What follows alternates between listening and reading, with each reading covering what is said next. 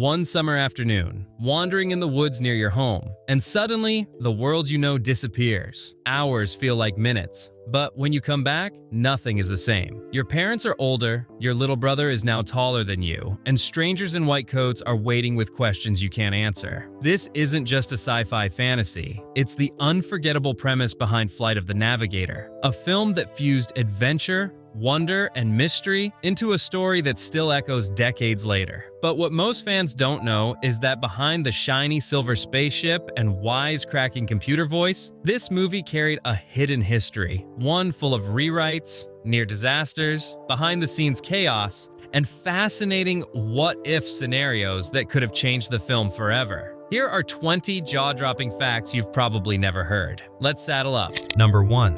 The origins of Flight of the Navigator are almost as strange as the film itself. Believe it or not, the entire story was born from a dream inside the head of an aspiring writer named Mark H. Baker. One night, while sleeping, Baker dreams of a boy who mysteriously disappeared into a spaceship, only to return years later without aging a single day, while the world around him had changed completely. When he woke up, the idea stuck with him. Instead of fading like most dreams do, it lingered, haunting him. He quickly scribbled notes before the memory vanished, and those fragments became the foundation of his very first screenplay, originally titled Vanished. But here's the twist. Vanished wasn't the lighthearted Disney adventure we know today. It was much darker, closer in tone to films like Close Encounters of the Third Kind or E.T., but with a far heavier emotional weight. In Baker's early draft, the spaceship wasn't a charming, playful vessel. It was strange, even sinister. The boy's return wasn't about wonder or family reunions. It carried a sense of loss, alienation, and fear. The story played more like a nightmare of abduction than a wish fulfillment fantasy. And yet, the core idea was so powerful that it couldn't be ignored. A child ripped out of his own time, a world that moved on without him,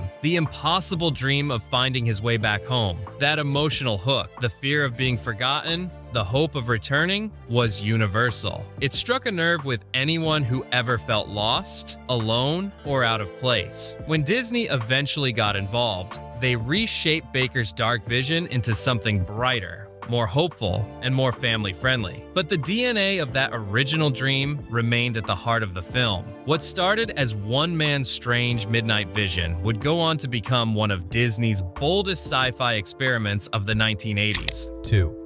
Before Randall Kleiser became the man to direct Flight of the Navigator, Disney nearly handed the controls to a very different filmmaker, Brian De Palma. Yes, the same Brian De Palma who gave the world Scarface, Carrie, and Blowout. Now, just stop and imagine what Flight of the Navigator would have looked like through De Palma's eyes. Instead of a whimsical story about a boy bonding with a quirky alien ship, we might have gotten a tense, paranoid thriller. Think about it. De Palma was a master of suspense, famous government for psychological dread, conspiracies, and pushing the limits of intensity. Under his vision, David's story might not have been about friendship and discovery at all. It could have been about manipulation, control, and fear. The government men in the movie, they would have been ruthless, shadowy figures. The spaceship, possibly cold and frightening, with an intelligence that felt more like a captor than a companion. Instead of a family adventure, kids in the 80s might have walked out of theaters scarred for life. Disney quickly realized that pairing De Palma's dark, uncompromising style with a children's sci-fi story would be like mixing oil and water. So they shifted gears, eventually landing on Randall Kleiser, who had already proven he could tell heartfelt, emotional stories with broad audience appeal. And in doing so, they avoided a version of Flight of the Navigator that might have been fascinating for adults, but way too frightening for kids. Number 3. Every movie needs the right title, but for this film, it wasn't easy. Early drafts floated around with names like Vanished, Spaceboy, and even Grounded. The problem? None of them quite worked. Vanished sounded bleak and more like a crime drama than an adventure. Spaceboy felt a little too juvenile, almost like a Saturday morning cartoon. Grounded was clever, but leaned too far into punishment instead of wonder. Disney wanted something that struck the perfect balance. A name that sounded mysterious but still exciting. adventurous, but not scary. Finally, they landed on Flight of the Navigator, and it worked beautifully. That title immediately sparks curiosity. Who is the Navigator? Where are they flying? What journey awaits? It doesn't suggest loss. It promises an adventure. It's a reminder that sometimes finding the right name is as much an adventure as making the movie itself. Number 4. When most fans think of Flight of the Navigator, they picture Joey Cramer as David Freeman, the wide-eyed kid suddenly thrust into a world 8 years beyond his own time. But believe it or not, Disney almost went in a very different direction. At one point, casting directors had their eyes on a young actor named Leaf Phoenix, the boy we now know today as Joaquin Phoenix. Back then, he wasn't an Oscar-winning method actor. He was just a kid from a traveling family of performers, known for commercials and small TV appearances alongside his siblings. But even at that young age, Phoenix had a certain intensity, a seriousness behind his eyes. Casting directors thought he could sell the role of a boy confused and terrified by the loss of 8 years of his life. In the end, though, Disney went with Joey Cramer. Why? Because Cramer had that every kid charm, a natural relatability that made him feel approachable and fun. Where Phoenix might have pulled the movie into darker, heavier territory, Cramer kept it grounded in family-friendly territory. It's a true sliding doors moment. If Joaquin Phoenix had been cast, Flight of the Navigator might have been remembered as a more intense, dramatic piece of 80s sci-fi. Instead, with Cramer in the cockpit, it became a quirky, heartwarming cult classic. Number 5. Before Sarah Jessica Parker became a household name through Sex and the City, she played a small but memorable part in Flight of the Navigator. She was Carolyn McAdams, the quirky NASA intern who befriended David during his strange stay at the government facility. Here's the funny part. Parker herself barely remembers doing the film. Years later, she admitted that the role felt like just another summer job. No big pressure, no lasting impression, just another paycheck on her way to bigger things. But for fans, Carolyn became unforgettable. Her lighthearted personality was a welcome contrast to the serious scientists and stern military men surrounding David. She brought a little extra spark, a little warmth to the film. The irony, what felt like a throwaway role to her, became a lasting memory for audiences. It's proof that sometimes even the smallest characters can leave the biggest impact. And that's just the beginning. We've already seen how Flight of the Navigator could have been darker, how the casting almost changed everything, and how a future megastar barely remembered her role. But things only get stranger from here. In the next facts, we'll discover why part of the movie was filmed in Norway, how the spaceship's design came from something as ordinary as a teapot, and how this film quietly pioneered CGI effects years before Hollywood caught up. So stick around, because the story behind this film is about to get even more unbelievable. Number 6.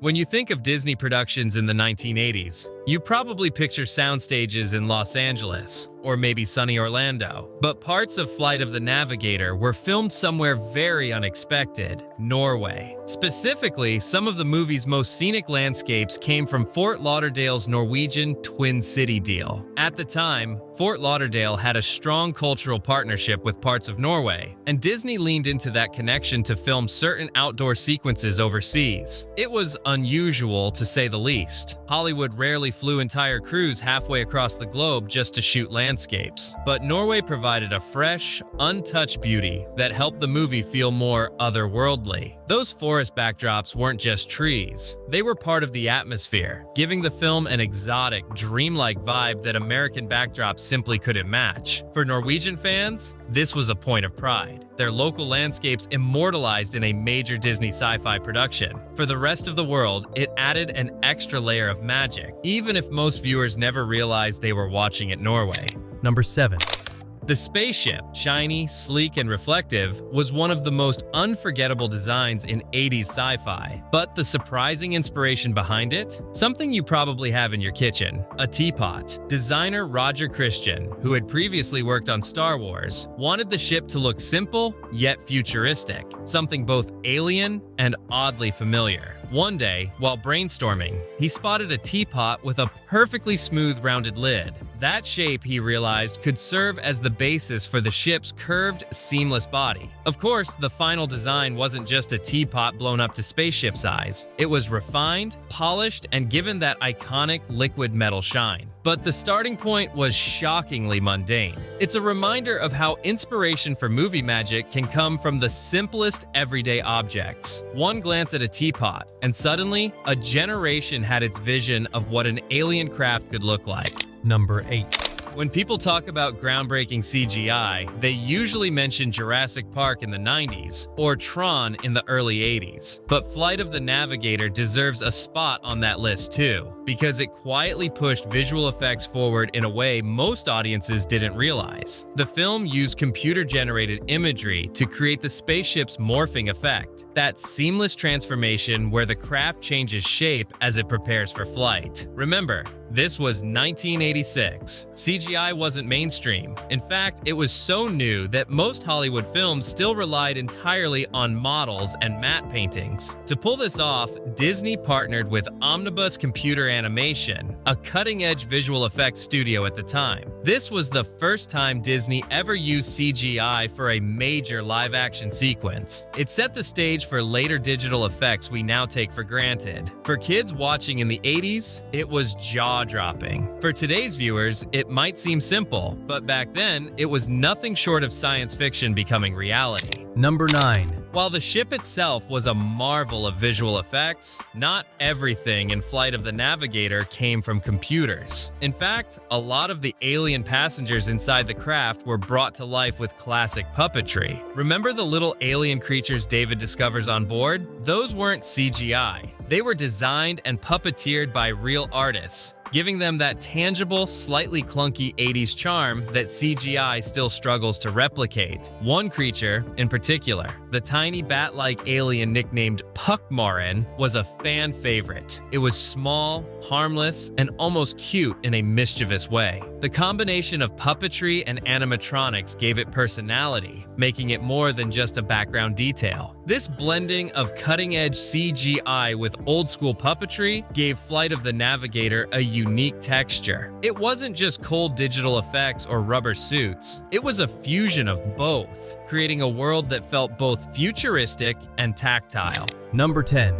Here's something that might surprise you. The director of Flight of the Navigator, Randall Kleiser, had a personal connection to one of the biggest franchises in history, Star Wars. Kleiser wasn't just a random pick from Disney's Rolodex. He was actually the college roommate of George Lucas at the University of Southern California's School of Cinematic Arts. Yes, that George Lucas, the creator of Star Wars. Kleiser and Lucas studied film side by side, watching each other grow as storytellers. While Lucas went on to redefine sci-fi with space battles and Jedi Knights, Kleiser took a different path, making films like Grease and The Blue Lagoon before stepping into Disney's sci-fi experiment. This little connection explains a lot. Kleiser wasn't a stranger to imaginative storytelling, and he had direct ties to the very network of filmmakers who were pushing special effects into new territory. In a way, Flight of the Navigator felt like a cousin to Star Wars, born from the same generation of filmmakers, sharing the same drive to push beyond the ordinary. And that's just the halfway point. We've seen how Norway, a teapot, and even puppetry helped bring this film to life. But things only get more fascinating from here. The legal battles that nearly derailed the movie, the real-life NASA involvement, and how the main actor's life took a shocking turn years later. Stick around, because the behind-the-scenes story is about to get darker and stranger than you'd ever expect. Number 11. Behind the fun and family-friendly surface of Flight of the Navigator was a storm brewing in the background, a lawsuit. Remember how the original story came from Mark H. Baker's dream? Well, once Disney got involved, the screenplay went through rewrite after rewrite. The tone shifted from dark and mysterious to adventurous and kid-friendly. By the time cameras rolled, the film looked very different from Baker's original script, Vanished. But Baker didn't see it that way. He believed the studio had taken his idea without proper credit or compensation. This led to a legal battle over who really owned the rights to the story. For Disney, it was just another corporate headache. But for Baker, this was his dream. The script he poured his heart into, now turned into a multi-million-dollar movie without his name on it. The lawsuit dragged on for years, and while the full details remain tangled, it's one of the reasons Baker faded from Hollywood. His brush with success was also his undoing. It's a sobering reminder that behind the magic of Disney films, there are often real people fighting to be remembered. Number 12. One of the coolest aspects of Flight of the Navigator is how realistic the NASA setting feels. That's because Disney didn't just make it up. They actually worked with the NASA advisors to make sure the details looked authentic. The uniforms, the control rooms, the government vans. It was all modeled after real NASA equipment and protocols. Disney wanted audiences to feel like David had been taken to a genuine government facility, not some cheesy sci-fi knockoff. This gave the movie a sense of grounded realism. For kids in the 80s, it wasn't hard to imagine NASA secretly hiding a spaceship in a hangar somewhere. After all, this was the era of the space shuttle, when America's fascination with outer space was at its peak.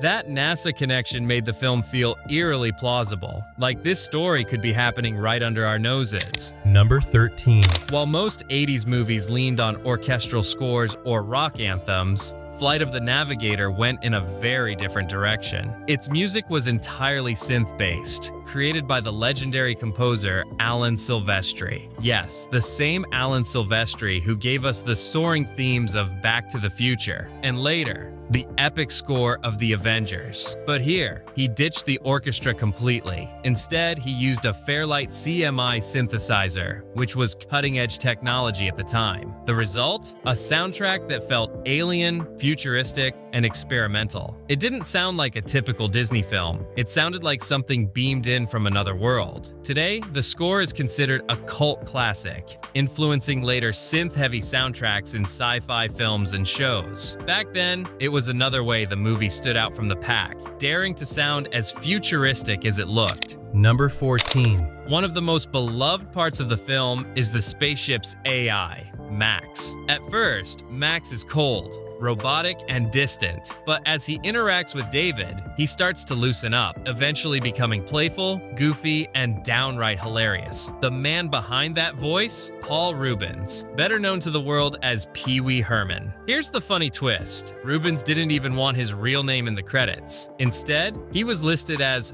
Paul Mall. Why? Because he worried that being tied to a Disney sci-fi film might clash with his Pee-wee persona at the time. Of course, fans quickly recognized the voice anyway. Reubens' quirky, high-energy delivery gave Max his unique personality. Without him, the spaceship might have felt bland. With him, it became one of the most memorable talking machines in movie history. Number 15.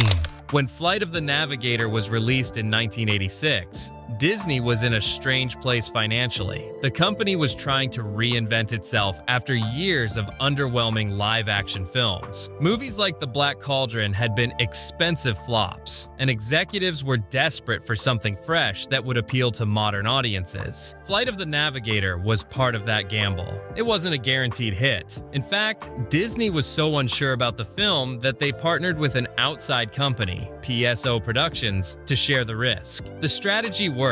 While Flight of the Navigator wasn't a massive blockbuster, it performed well enough to prove that Disney could still produce live-action hits. More importantly, it became a cult classic over the years, living far longer than executives ever expected. In hindsight, it was one of the small but important stepping stones that helped Disney survive the rocky 80s and move into its modern era of dominance. So far, we've discovered lawsuits, NASA's fingerprints, groundbreaking music, and the surprising man behind Max's voice. But hold on, it's about getting even wilder. In the next round of facts, we'll explore how the film was nearly a sequel to E.T., what happened to Joey Cramer after the cameras stopped rolling, and the shocking way Flight of the Navigator almost disappeared forever. Number 16. Here's a wild what if for you. Flight of the Navigator was once pitched as a potential follow-up to E.T. the Extraterrestrial. Think about it. Both movies share similar DNA. A lonely boy, a strange encounter with something not of this world, government agents lurking in the background, a sense of wonder mixed with danger. The studios saw the similarities and briefly toyed with the idea of connecting the two. Could David Freeman's story have been folded into the world of E.T.? Could the spaceship Max have been linked to Elliot's glowing-fingered friend? Ultimately, it didn't happen. Spielberg wasn't interested in a crossover, and Disney wanted their own identity apart from Universal's blockbuster. But imagining an alternate timeline where Flight of the Navigator became E.T. Part 2 is enough to make any 80s movie fan's head spin. Number 17. For audiences in the 80s, Joey Cramer was the face of adventure, the wide-eyed kid soaring across the stars. But real life didn't follow the Hollywood script. After Flight of the Navigator, Cramer stepped back from acting. The offers slowed down, and he faded from the spotlight. But his story took a darker turn as he struggled with addiction and crime. Years later, headlines shocked fans. The child star from their beloved childhood film had been arrested multiple times, even accused of bank robbery. It was heartbreaking for those who grew up idolizing him. The boy who once piloted a spaceship on screen was now battling demons on Earth. But here's the hopeful part. Cramer eventually sought help and began rebuilding his life. He even embraced his cult status, attending fan conventions where people reminded him just how much the movie meant to them. His story is a sobering but important reminder. Childhood fame often comes with a heavy price. Number 18.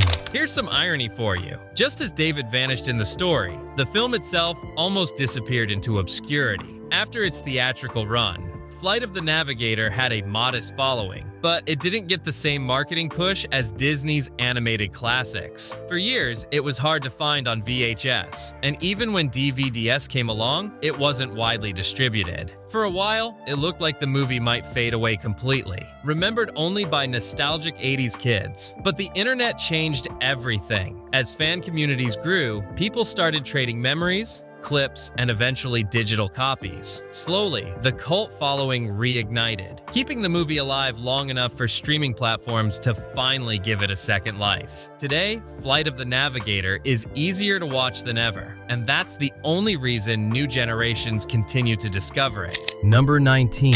For years, whispers of a Flight of the Navigator remake have circled Hollywood. At one point, Disney even had a script in development and talked about rebooting the story for modern audiences. The idea was tempting. Updated effects, a new cast, maybe even a gender-flipped version of David. But every time the project seemed ready to take off, it stalled. Scripts didn't click, directors dropped out. Most recently, there were reports that Disney Plus was considering a new version with a fresh take aimed at today's sci-fi loving kids. Whether that actually happens remains to be seen. For now, the remake remains a project that never quite takes flight, proving that sometimes you can't improve on the original. Number 20.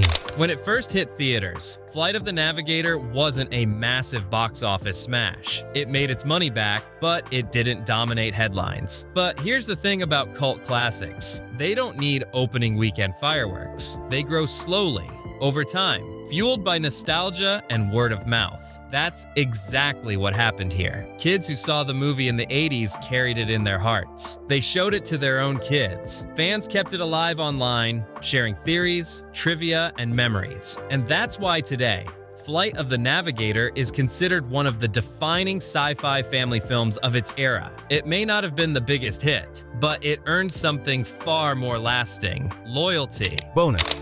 Here's one last piece of Navigator trivia for the true fans. For decades, the movie's Alan Silvestri score was almost impossible to find. Unlike his other famous works, Disney never released an official soundtrack album. That meant fans who loved the synth-heavy themes had no way to hear them outside of the film itself. Bootleg recordings circulated among collectors, but the music never got its proper spotlight. Only much later, thanks to specialty labels and fan demand, did parts of the soundtrack finally get an official release. It's strange, isn't it? One of the most unique, groundbreaking scores of the 80s was treated almost like a forgotten experiment. But for those who've heard it, the music is unforgettable. One more reason why Flight of the Navigator remains such a special piece of sci-fi history. If you love this deep dive into Flight of the Navigator, hit that like button and subscribe for more hidden movie secrets you won't find anywhere else. Trust me, you won't want to miss what's coming next. Compliance.